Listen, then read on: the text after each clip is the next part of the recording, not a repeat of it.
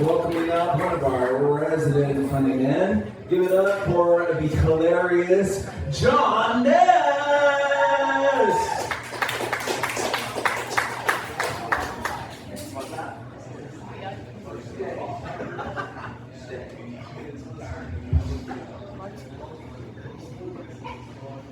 So, when I sat down, this group over here was introducing itself, and I thought I overheard that one couple here is engaged. Is that true?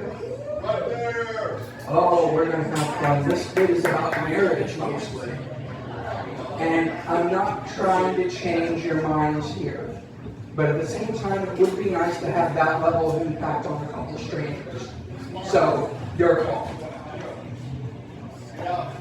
I've been married for over 12 years now, and my wife has been a huge help to my comedy. Not just with the love and support, but with the steady stream of material. See, comics, we have to be original. Comic uses another comic's joke, they're a hack. And the best way to be original is to tell stories. Now, if you're a traveling comic, you get all sorts of crazy stories. But me, I'm low level, I have to rely on my wife. Being married is basically a comedy starter kit. Now, the good thing is, it also makes me a better husband, because to get to the funny, I actually have to listen to her. It turns out, she can take being made fun of in front of complete strangers so long as she feels heard. Now, kids are an upgrade pack. If your wife is not giving you enough material, you have to add more people to the mix. Most people have kids so they can love on someone else. Comics have kids so we can have more things to complain about. And kids are happy to provide them. Now, I say complain because that's what we comics are. We are expert complainers. Now, we go through all of the same crap and grief that you do. But we get to do something with it. It's like having a tax write-off on life. It doesn't take away all the suck, but it does give us some benefit to look forward to. Now, I love my wife. I do. So I'm not going to tell more than 3 or 4, or maybe 5, embarrassing stories about her to win the validation of complete strangers. The first one is whenever she's one of those people who cannot sit still and relax if she has anything on her to-do list. Can anyone relate to that? She knows it's a problem. So she got a self-help audio book called The Relentless Elimination of Hurry. And then listened to it at 1.5 times speed. She rushed through a book on how to not hurry. Babe, I think you missed the point. You remember that book you listened to on healthy eating? Yeah, well, you weren't dumpster diving for McDonald's at the time, were you? Second one, when we just got married, I was trying to get a book published, and she'd agreed to edit it for me. So when we were packing for our honeymoon, I asked if she remembered it, and she said, oh yeah, I packed 2 books, yours and the one I want to read.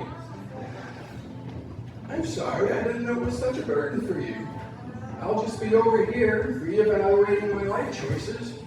Don't ask which ones.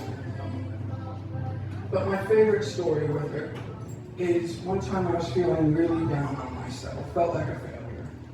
And trying to make me feel better, she grabbed my face with her hands and looked me dead in the eye and said, John, I didn't marry money or brains or potential.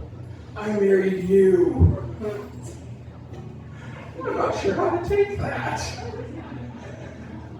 Pulled out my phone, she asked what I was doing. Oh, don't mind me, just Googling where the nearest cliff is. But it's okay. Not because she means well, I'm not sure she does, but because she has a sense of humor, which means I can say things to her too.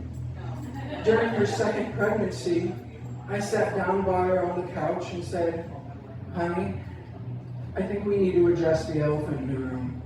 And she turned to look and saw me all serious. So she said, okay, and put down her phone. And then I went, hi! It's a good thing, no. Good reaction. It's a good thing all I had to do to get away from her is get off the couch. During her first pregnancy, some of you are sensing a theme. She sat on one of those big exercise balls, and I told her she looked like a snowman. And then, during her third pregnancy, her parents were visiting, and her name is Leah, by the way. And her father asked, "What's for dinner?" And Leah said, "Oh, I made jambalaya." And then I said, "And I made a jambalaya." See, a lot of guys are spending too much time trying to find a sexy woman who wants them. It's all nice, but it's better to find a woman with a sense of humor. You'll get away with more and live longer. You're not going to have sex every day, but you can go without fearing for your life every day. Even when we're not picking on each other or sticking our feet in our mouths, there's a lot of common unity from marriage. For example, Leah hates toothpaste. Doesn't mind the mint, but the gel, for some reason, is absolutely disgusting. Now, what's even weirder is she has no problem with all the blood in our house. We have kids. It's not like we're running cage matches here. No, wait, we have 4 kids. It's exactly like we're running cage matches here. Done. Except without all the gambling. My wife doesn't know about it. This is a pet. But she has no problem with the blood, no problem with dirty diapers.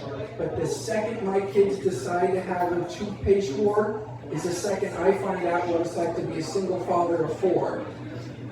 And I'm keeping this information in my back pocket in case she ever does something absolutely terrible to me, like cheats on me or becomes a huge Justin Bieber fan. Revenge of the dish best served minty. Another fun thing she does is whenever we go to bed, I have about a foot worth of overhang on my sheet. But then she does her impression of one of those winches for a truck tie-down, start on her back, get a death grip on the sheet, and then roll away from me. And then in the night, she'll do it again. So that when I wake up, there's about 1 inch of sheet on my side of the bed. Now, one time early on, I had enough. So I grabbed her pillow, both to wake her up and to start a hostage negotiation at 3 a.m. And it didn't work. Guys, there's a reason why she has 20 pillows. That hostage that I grabbed was expendable.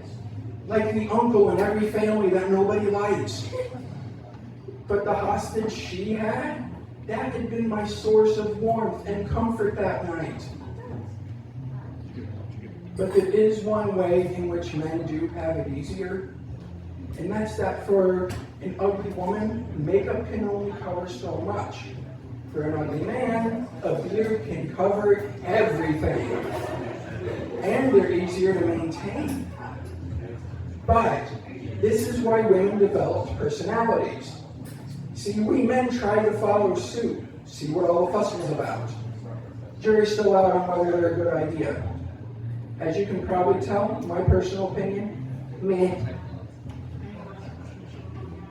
But whenever we got married, I didn't have a beard. That came later, after our first kid, when my wife was finally secure enough that I'd stay if she called me ugly to my face. That's what a beard request really is. It's an accusation of ugliness and a request to either get a personality so good that the ugly doesn't matter, or to grow a beard to cover it. Beard's easier. Not long after we got married, we started saving for a house, and that was really hard. But it would have been a lot easier if, I just didn't do it.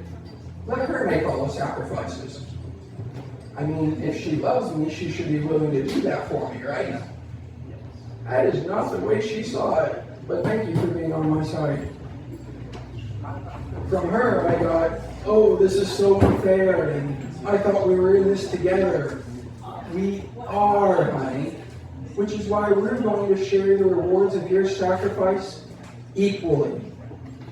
It's like when you got pregnant and had to carry around a baby for 9 months, enduring all those changes to your body, and then the horrible pain of childbirth. And people congratulated me. You're welcome, world. Why, yes, it was a team effort. And children, those unnecessary expenses, do come along. And sometimes the couple is very surprised by it. I don't know what happened. We were so careful. I have an idea what happened. And were you really? Because it's not like a quiz where getting it right 7 out of 10 times means you pass. It's more like Russian roulette, except messier, more painful, and way more expensive. But this bit is not about kids. That's in 3 weeks. Mark your calendars if you want. Tonight's bit is about marriage, and all marriages come to an end. 50-50 shot, it's through divorce. But divorce is one of those few things that the more you do it, the worse you get. Marriage. That made the joke a lot better. Marriage is one of the few things, the more you do it, the worse you get. Odds of divorce on the first marriage, 43%. Second marriage, 60%. Third marriage, 70%. So, if at first you don't succeed, stop trying! You've already ruined one person's life. You've met your quota. There's no need to be an overachiever here. It's like when my kids break a toy. I don't rush out and get them a new one. No! You had one, you wrecked it. Now you either have to play with that broken mess or throw it away. And they found out that people who have friends who are divorced are more likely to get divorced themselves. It's like when you're a kid and that friend comes over to tell you how fun it is to put your G.I. Joes in the microwave. Yes. But then you realize they no longer have any G.I. Joes. When your divorced friends give you advice, they know what's going to happen. They want it to happen. And it's probably this mean streak that caused their divorce in the first place. My wife and I have been watching Lord of the Rings, and I figured out who the bravest person in Middle-earth is. And it's not Sam or Frodo or Aragorn. It's Celeborn, Galadriel's husband. Here's why. Elves are immortal, and they don't do divorce. Which means anything he did 4,000 years ago, he's still hearing about. And some of you guys know how miserable a woman can make you. Imagine that with 4,000 years of experience. Plus, she has one of the rings of power, one of the strongest artifacts in Middle-earth, forged by Sauron, so I'm sure it's not turning her evil at all.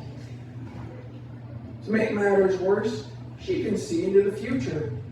She's blaming him for stuff he hasn't even done yet. And to top it all off, she can read his mind. I don't want my wife in here. That's the key to a good marriage. No secrets about what you do, lots of secrets about what you're thinking. And yet, knowing all of this, he looked at her and said, "You and me forever, babe."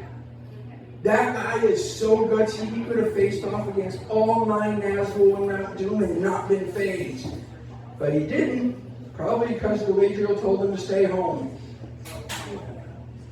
Now, for all of us in this room, we're mortal. That means that even in the best of marriages, it's essentially a game of chicken to see who dies first.